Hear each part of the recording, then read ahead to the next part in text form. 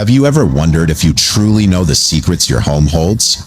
Or if those family stories whispered at gatherings hold any truth? What I'm about to tell you forever changed my view of hospitality, and after hearing it, it might change yours too.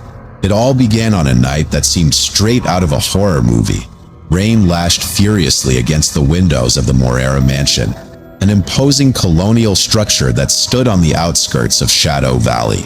Marina, a woman with chestnut hair and kind eyes, watched through the window while her children, Lucas and Anna, played cards in the living room.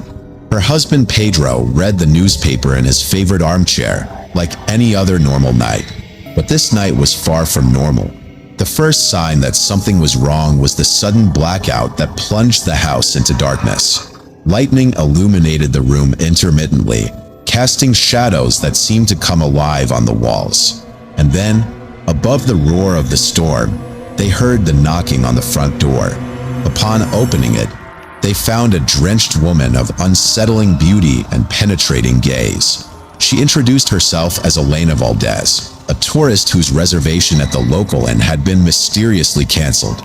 Her words sounded sincere, but there was something about her way of looking, how her eyes seemed to absorb light, that caused a sensation of unease. The Morera family, known in town for their kindness, didn't hesitate to offer refuge. What they didn't know was that they had just invited into their home something more ancient and sinister than a simple lost traveler. The first changes were subtle. Anna, the younger daughter, began waking up with strange scratches on her arms, which she attributed to her own nails during sleep. Lucas started hearing whispers in the walls, voices repeating words in an unknown language. Marina noticed that mirrors reflected shadows moving independently of the people in the room, and Pedro began having nightmares about his ancestors. One night, while looking for additional blankets for Elena in the attic, Pedro found an ancient trunk containing his great-grandfather's diary. The yellowed and fragile pages revealed a terrifying truth.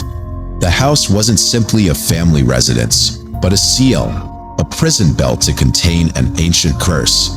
According to the diary, in 1876, Federico Morera had betrayed a powerful local who had asked for refuge in the house.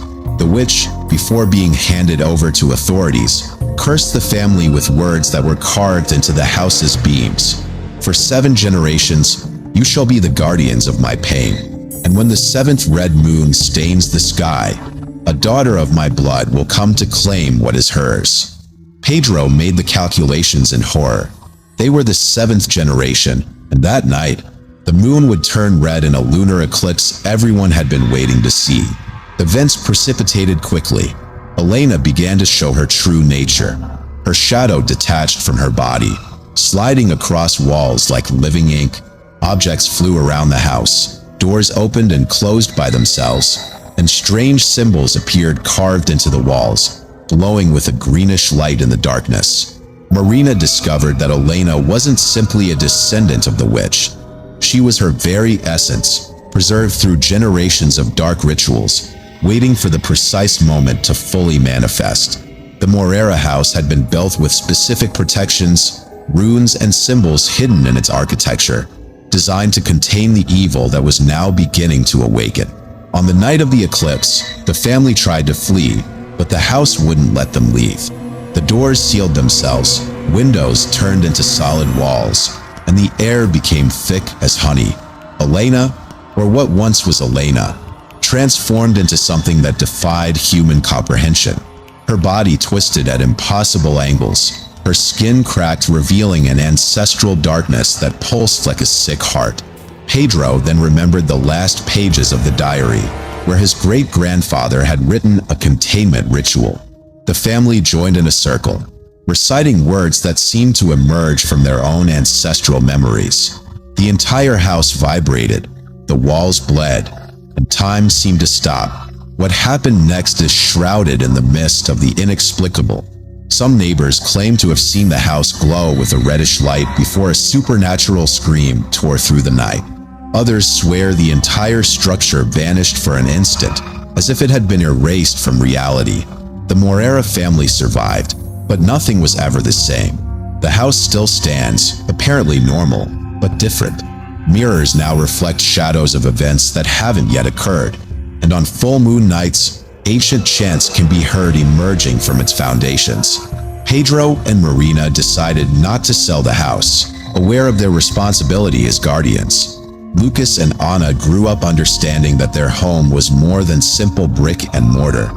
It was a prison, a seal, and their family, the eternal jailers of something that shouldn't exist in our world. And as for Elena, well, some say that on stormy nights, when the moon turns red, a female figure can be seen in the attic window, waiting for another kind family to offer refuge to a lost traveler, waiting for the cycle to begin anew. If you ever pass through Shadow Valley and see an imposing colonial house with windows that seem to watch you, my advice is to keep walking, because there are places where hospitality can be your doom, and family secrets that should remain buried in the shadows of time. If this story chilled your blood, don't forget to leave a like and share in the comments what you would do if you discovered your house concealed an ancestral curse. Subscribe to not miss more horror stories that will make you question the reality you thought you knew. See you in the next story.